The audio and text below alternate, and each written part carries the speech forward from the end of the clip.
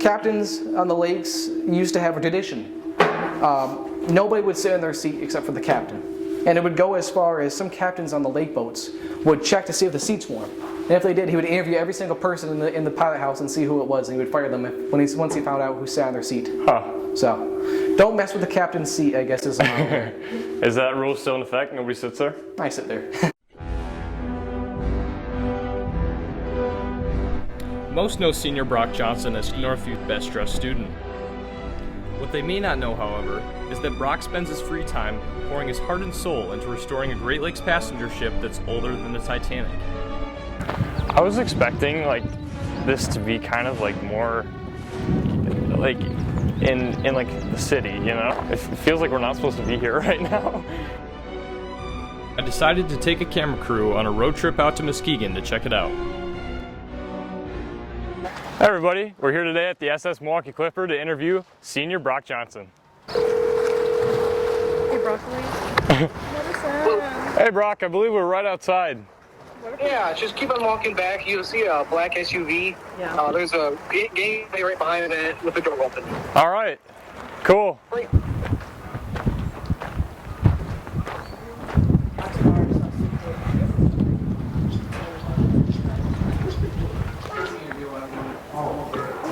Hey Brock, how's it going? That's why I didn't want to take that apart right now. You got to figure out a way to hold it up against the wall so it don't fall down. So Yeah, if exactly. that gets broke, we're up a creek for next winter. Yeah, exactly. That's expensive. How's it going? Hey, good to see you. Thanks for coming down. I hope I didn't catch you in the middle of cleanup or anything like It's that. our volunteer opening day, so I'm getting everything set, getting the volunteers situated, so. All right, very Welcome nice. aboard. How did you find the Clipper? Well, that's a funny story. My grandma brought me down, let's see, I think it was 2015. She brought me down for a tour. And on the tour, I just fell in love with the ship. You know, you walk through each of the rooms and you see what it has to offer. You see you see the stories. You know, you just think it's amazing. I asked the lady at the store, Mary Louise Plant. I said, "Hey, can I work here?" She said, "Not until you're 18, sweetheart." And I said, "Okay." I said, "I want to get a book though." And she said, "The book's $50 and $50," and that, you know, seemed a lot to me when I was only, what was it? I was in 5th or 6th grade. I was like, "No, not $50. We're not giving you $50 for a book." So they handed me this little tour guide handbook. They said, "Come back when you're older." The boat is in pretty good shape, it looks like. I Oh mean, yes, no holes in the ship. Very solid, holding up well. Knock on wood. But be careful on these stairs; they're a little steep. Yeah. If people know about me, they know I'm very persistent. So in the winter, my grandma got me that book.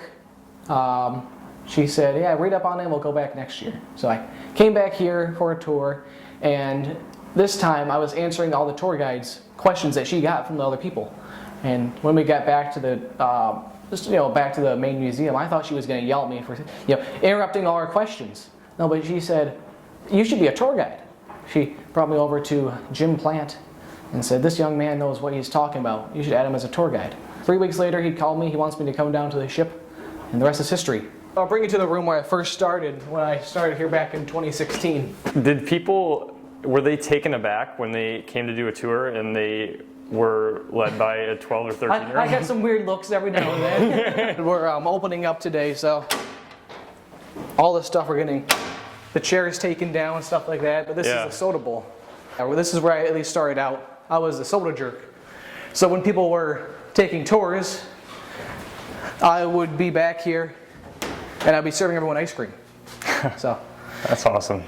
And I was not a jerk. It was actually because of the motion that you do when you would get chocolate syrup out of the syrup dispensers. So Right. that's this room where my origin story. So what is your official title here? I became a board advisor back in 2019, and they said I was too young to become a board member. You had to be 18. So I sat on the board waiting, just that kid who always has one more thing to add onto the board. I went to almost every meeting, and they finally added me as a board member. I became the volunteer coordinator in 2020. After that, there is a volunteer coordinator, there is a webmaster, I'm in charge of the website, and I'm also the event chairman. So I'm in charge of what events we're doing down here. And You are completely volunteer, you don't get paid for any of the work you do. exactly, completely volunteer. And I used to get jokes all the time from other people on the ship. They said, "Brock, you're doing a great job. We're gonna have to add one more zero to your paycheck." It must be at like 30 zeros right now. So I'm just waiting for those zeros to come through. The ship itself was built in 1904, 7 years before the Titanic. Really? Yeah, so it has a lot of history here. Rebuilt in 1841 because in 1937 the Morrill Castle was set ablaze off the coast of New Hampshire. And they had to get rid of all the wooden superstructures. And the ship had a wooden superstructure at the time. It was rebuilt into the steel superstructure for use between Milwaukee and Muskegon. You know the Lake Express and the SS Badger? Yeah. This ran the same route basically. Why did it stop? It stopped, there was a downturn in 1968 and the ship also needs some repairs. So the owners they've had the boat for years and it's just deemed they didn't need it anymore. So they cut it out of service in 1970. Also the best year for the ship. Oh, wow. And Muskegon did not have a ship that ran to Milwaukee for years until the Lake Express came about in 2004. This ship carried 900 passengers and 200 crew. Over 80% of the crew was stewards. Really? It was a first-class boat. There was one steward for about every 2 or 3 people. So they did a very nice job. They had lots of service on board. This is what one of the rooms used to look like on the ship. That's awesome. You don't mind me walking? No, go ahead. And don't worry, you won't fall through the ceiling. That's just the house is. You're safe. But actually, the first boat that started my interest was the Titanic. Watched a movie when I was young, read lots of books, and thought it was always interesting. In fact, when I took a tour in 2015, I saw a Titanic sign. And I remember saying, I need that sign. And I forgot about that sign, it's still down there. My interest shifted towards Great Lakes, more local history. You know, you think about the history of these lakes and everything that's been on them. You know, you realize there used to be hundreds of freighters on these lakes. There used to be hundreds of passenger ships. Nowadays, you'll be lucky to see 1 or 2 passenger ships and maybe 10 freighters a year. It's the interest that has grown though on the past ships. People want to learn about them. People want to see more about them. And there's not a lot of examples anymore that show what life used to be like in the 20th century. We're lucky to still be around. We're one of a few passenger ships left. Us, the Keyway, and up in Port McNichol, and the city of Milwaukee, which was an old car ferry, and that's up in Manistee. Well, how long have you been doing tours? I started doing tours in 2017. 2017? Because I realized in 2016 I don't want to be standing in one place. Yeah. So I want to be doing something. So from there I did tours. Took me a few months to get a hold of everything, but here I am now. I've been doing tours since 2017. Yeah, it's been absolutely. a fun job. This is our theater.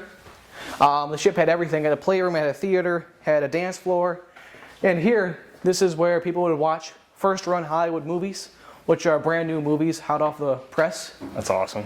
This is one of the old projectors that they use. This is cool.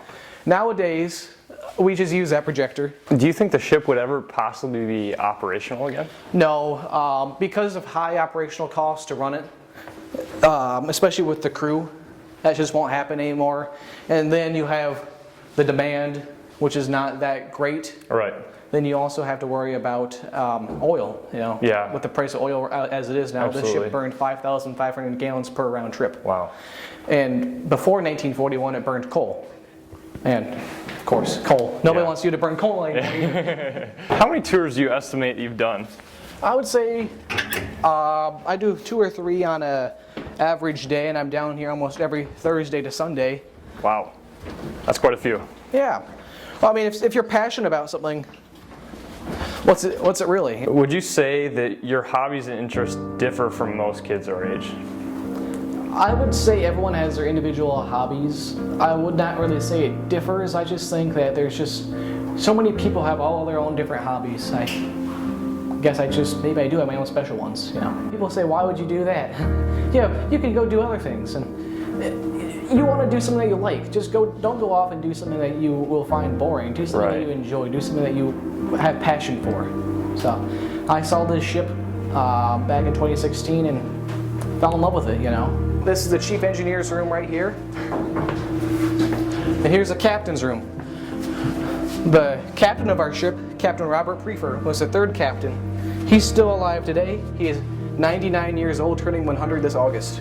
Does he still visit? Yes, he does. He still comes down here most of the time. We're doing a party for him. Oh, wow. I'm in charge of the events down here. So we just thought that after 100 years we should do something for him. It was apparent that Brock wasn't just passionate about the Clipper, but he also knew everything there was to know about it. Perhaps the best example of this knowledge was when we entered the pilot's house. He showed us well over 20 gadgets and explained their purpose. It was enough to make your head spin. This is the docking one, it had more commands. This is the radio direction finder. This is from 1914. These are the radars. The first radio, VHF radio on the lakes from 1941. Over here now, we have the whistle command. These are the fireproof doors. I can hear kind of a steady humming in here. Is that the wind? That's the wind, yeah.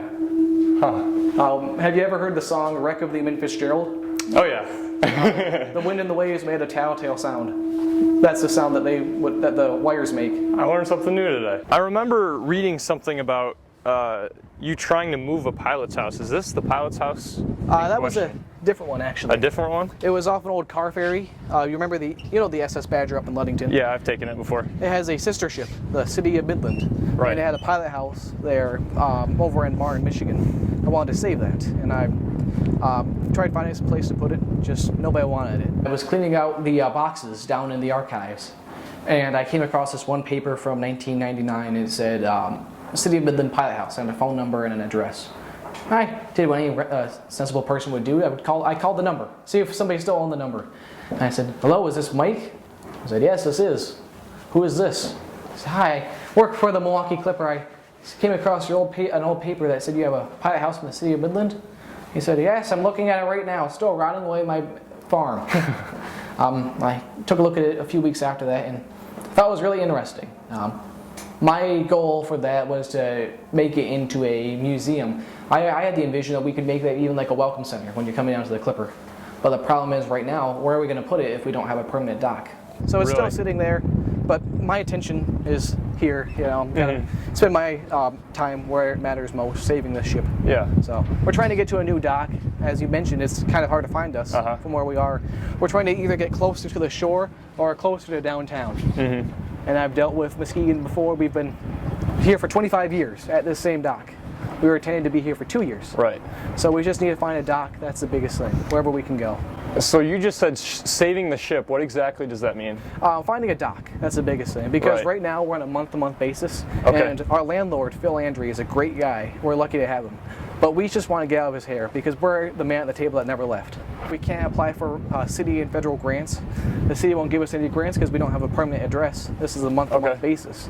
So is this ship privately owned then? It is. It's owned by the board. We lose things every single day that have a really nice historical resemblance. You go over to Europa though and you see that they have all these buildings still around. They have a lot of monuments. They have a lot of neat items. They really do a good job at preserving their history. Here in the United States, we do a good job with that, but there's some industries that have just disappeared entirely and you don't have anything to remember them by but pictures. The ship, it's one of the last passenger ships. It's the last American passenger ship in America, last American passenger ship. So there's the significance there. It also it has a history of sailing back and forth the lake for years. You want to save those things that have a significance. You don't want to save those things that you care about. So I'm doing more events this year. Right. So we're going to be doing a lot more events. We have a guess that song with our player piano. Okay. I'll show you guys that. A bunch of other events like that. Our captain's party. It's just a lot of neat things we're going to do this year. Are you in charge of planning those events? I am. I'm in charge of the events committee. I see that you're going off to Grand Valley next year. What are you studying? Business and politics. After working on the board and after working on the ship for years, politics are everything, and I just figured you must get good at that if you want to have something done, if you want to get some work done. In business, I've always had a thing for business. I always loved business. But actually, before I committed to GVSU, I was going to go up north near Traverse City. They have a Great Lakes Maritime Academy. I was going to train to be a captain. Wow. Problem is, you're away for 9 or 10 months out of the year. Yeah. And the pay might be great, but you're away from your family, you're away from your friends, you're away from things that you enjoy, like the ship. And I knew, though, I did not want to go off to the lakes after that, and I've loved my decision ever since. That's our emergency generator in there. It's the dungeon? Could be. It's where we put the unruly customers. Yes, exactly. Well, nowadays, stuff is made so cheaply, but this door, lots of this stuff was built very well. Like, feel that door. So it's a solid steel door. Whoa! Yeah. It is. Just give it a slam. It will shut. there you go. I'm moving here after 1 year at Grand Valley. I'm getting an apartment. I already found some places I'm interested in. Okay. So I'm gonna move here, and most of the work is from May to September. But in the winter, there's always some other stuff to be done. And being in Grand Rapids, it's always a problem. I want to do everything, I just can't. Mm-hmm. I've had to learn as well to just let some things go, and this ship has taught me some good life lessons as well. You know, it's taught me a lot. This is the dance floor, and that's the bar from 1941. I've had dreams as far as having the ship run again, but more realistic dreams are just having the community become more involved, getting the ship moved, not having to worry about donations as much, having all the rooms cleaned up, having a bed and breakfast. Behind that is our player piano, which if you don't know what that is, it takes rolls and it automatically plays them. Okay. So it's pretty neat. There we go. Sometimes you have to get the roll tightened up. Because if it's too late loose, it'll play too fast or too slow. So here we go.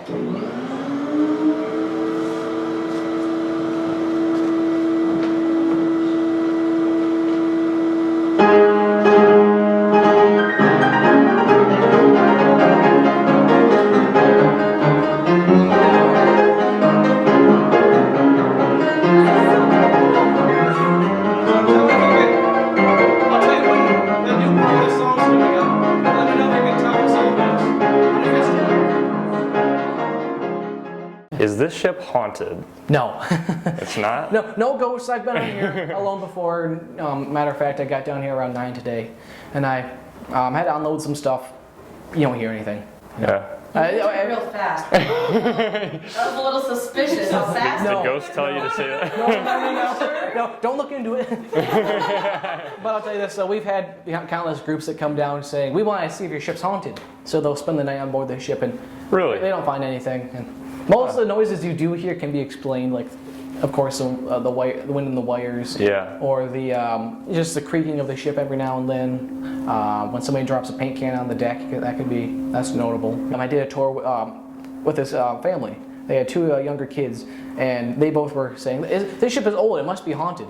So what I did was we were down in the main lounge, and I flipped a quarter. I was just walking and pretending that it wasn't me. Did you hear that? Must have been his ghost is dropping his change. Like, oh my God. So they picked up the change, you know. They went on the rest of the day thinking the ship's haunted. This is cool. Do you still have dances or events in here? Yeah, we're going to be doing a 50s dance night on the ship. Oh, that's Coming cool. up. Wait, when is it? When? Well, sometime in June. I don't remember the exact date, but He shows your moves, Brock? I'm not kidding. No, you don't want to see my moves. One final thing to wrap up, that I think the people need to know, why do you wear a suit to school every day?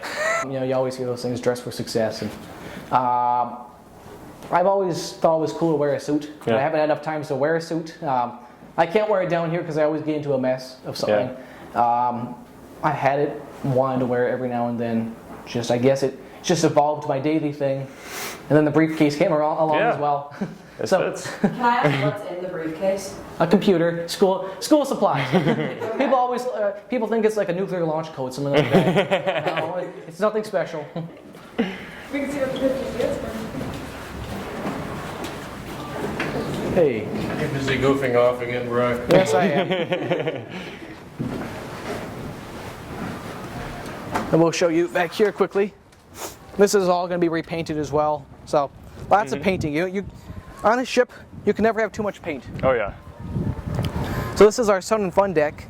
It was called that because there was games like shuffleboard that were played back here. Oh. And they even had a mini horse racetrack. What? It sounds cooler than it is, but it's just one of those little miniature horses Okay. that move. Actually, I knew once I stepped on board this ship, it was something special. We're always looking for volunteers. We're always looking for donations. But if anybody at the school wants to just come down and take a tour, or even volunteer, that is a start. Volunteering, although it might not seem like a lot, you were doing a big favor. You know, you're doing both the object you're working on or the company you're working for, but also you're doing a lot of good. You know, so Yeah. volunteer, help out. I guess, you know, just do your part in the community. You know, do what you can to when you do get to the age where you can't do much anymore, just you can look back at the fond memories that you had and just say, I remember doing that and I'm glad I did that. Right. You don't know how long you're gonna have items with you, so enjoy the moments that you have and enjoy your time. That's what I can say. Yeah. That's one thing I've learned from working with these volunteers.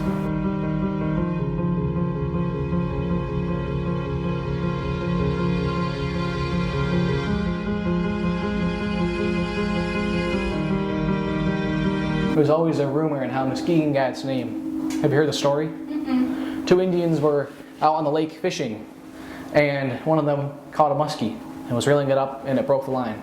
Muskie gone.